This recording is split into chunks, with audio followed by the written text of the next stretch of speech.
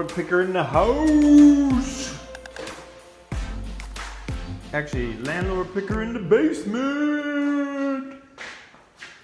What's up, guys? Hope everybody is doing good, having a good holiday. I thought I would throw up a quick video. Everybody says that, right? I'm just gonna throw up a quick video. I just wanted to make this quick video. Hey, I got a quick video for you guys. Check this out, guys. Quick video. Today I'm at another one of the rental properties. This guy moved out maybe a month ago, something like that. And really good tenant. He was here for about 3 years, I think. 2.5, 3 years maybe. And he was a good tenant. Why do I say that? Because the place is not trashed. The walls could be washed in some rooms, or maybe just one quick fresh coat of paint. He cleaned everything out. He even left me a bunch of stuff. I'll show you when I get upstairs. So super happy with this tenant. I did not want to lose him. He was just a single guy. Lived by himself, was very quiet. Worked for Roush. He had a really good job. I think they transferred him out of state. Super, super, super sad to lose him.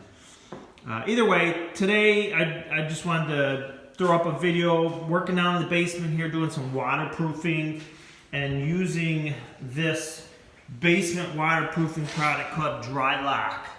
Super happy with Drylok. This is Drylok Extreme. There is a regular Drylok, and then this one is Extreme. 15-year warranty. Now, I don't get 15-year warranty. I think the other one has 10-year warranty. I have not gotten 10-year warranty, but I think there's a reason for that.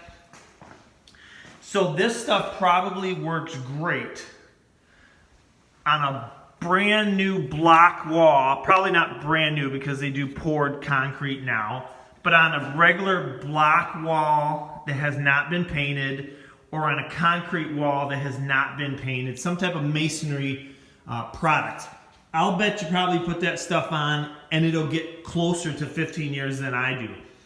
These walls, if you take a look at it, they've been scraped over the years. Actually, this is I don't know which is old scrape and new scrape, but generally, if water's coming in like in this joint or something like that, it comes down and comes through those spots. So probably I'm scraping the same chunk of paint or Drylok that I did 3 or 4 years ago. So I get about 3 or 4 years out of the Drylok. And what I mean is that it seals in pretty decently. You might occasionally get a water stain before it either goes down or dissipates or absorbs or something. And then what tends to happen after 3 or 4 years is it pops through somewhere. You know, some part of the paint gives way or something like that, and you get these little drip marks. You got one there. You'll see some, I don't know if you could see these, they're like trickle marks that come in. And I was at this house. Here's a big one here. Look at this. Now, when I would come over here, it would be all cleaned up. It would not be drying. Of course, it had not been raining or was not really bad. But really, I've got to get out here at least every 2 or 3 years and scrape it. I think that's why I've got the wainscot. I faintly remember. I forget. You guys got all these houses, and I go back and forth. But I think that's why I did it halfway. Probably 3 years ago, it started to come through.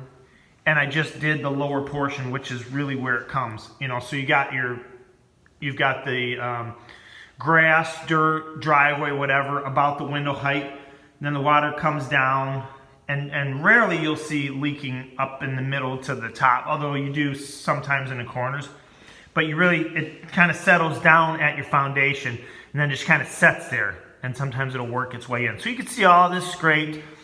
So what I was saying is I only get about 3 or 4 years out of this stuff here. I've used the Extreme Drylok now a few times, and so I'm hoping to get more time out of it. But this old stuff, or the old stuff that I had on here, was probably just the standard Drylok.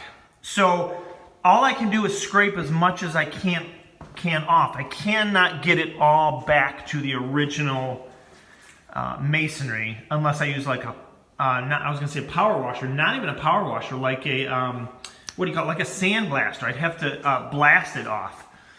So I scrape it as good as I can. I clean it really good, get it really damp, soak up all the dust so that the paint really sticks really good, vacuum it. You could even get an air blower if you want, try to just blow it out really good, and then I seal it again, okay?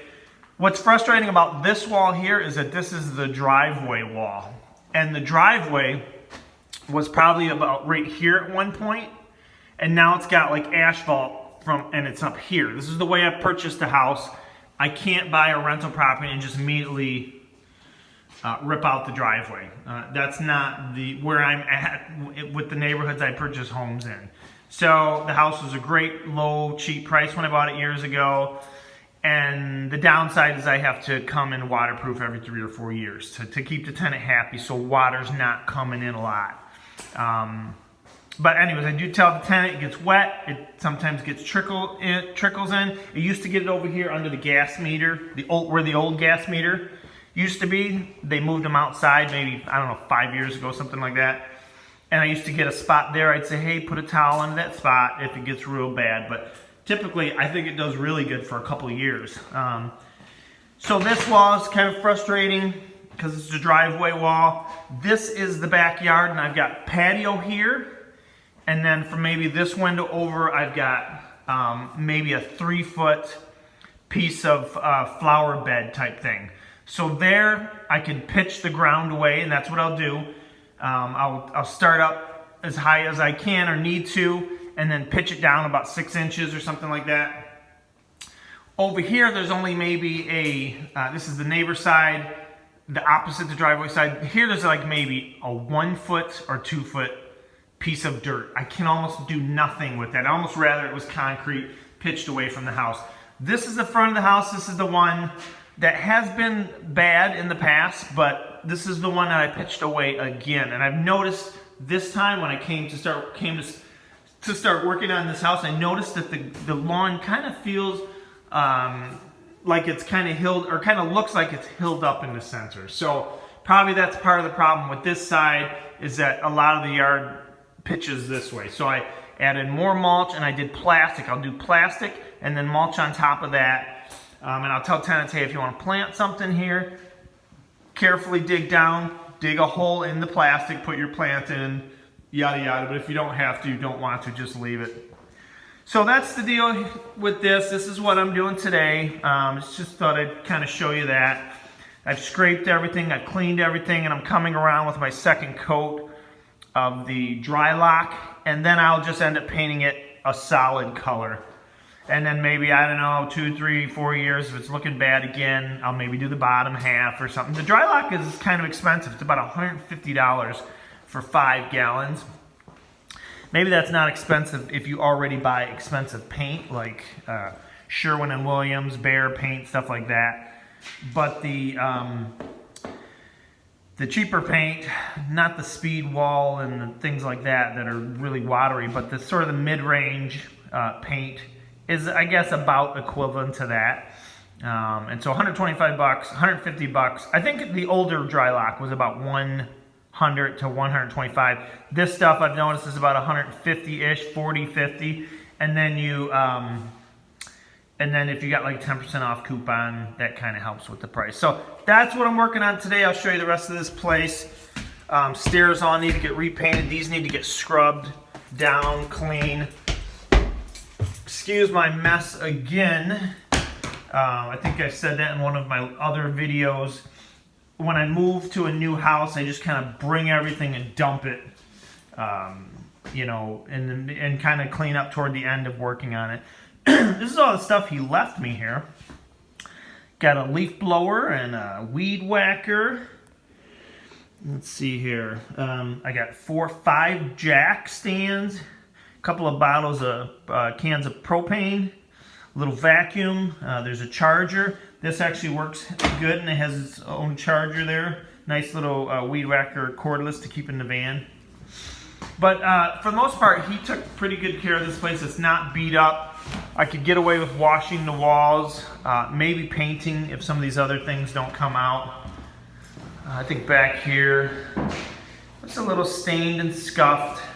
I'm not sure what the deal is with this. It's almost like something kept scraping the wall, and then maybe he tried to touch it up with something that was close to it. But the bathroom is typical. The shower tub needs to be scrubbed and cleaned every time a tenant moves out. Maybe I might do some tiles down there, self-stick tiles or something like that. And then same thing, this was his bedroom. Just real scuffy, but I got a feeling most of that will just wash clean. I do faintly remember this probably needed a roof back when I bought it, but I have not been up there in a while. And around the chimney and in the front of the house here, you could tell the shingles just don't look that great. All this junk here was given to me. Neighbor was gonna donate a bunch of it, and he's like, hey, you want more stuff for your reselling? eBay, yard sale, Craigslist, marketplace stuff? And I'm like, yes, absolutely, I love free stuff. So I got 2 or 3 boxes of miscellaneous collectibles. I got purses and shoes there, some pretty nice brands. There's books and things all through here. There's some decent coffee table books, some VHS tapes. There's a bag of miscellaneous plastic, really just yard sale stuff. 50 cents, $1 a piece, $1 for 4, whatever. So anyways, I got some e-waste stuff here. I should do a video sometime on urban mining if you guys aren't familiar with that. Basically pulling apart electronics and collecting the gold plating and the silver circuits, and the there's circuits with palladium and stuff like that in it. But just kind of a hobby. It's not really a money maker, but it's just another hustle, speculation almost for like the future on prices.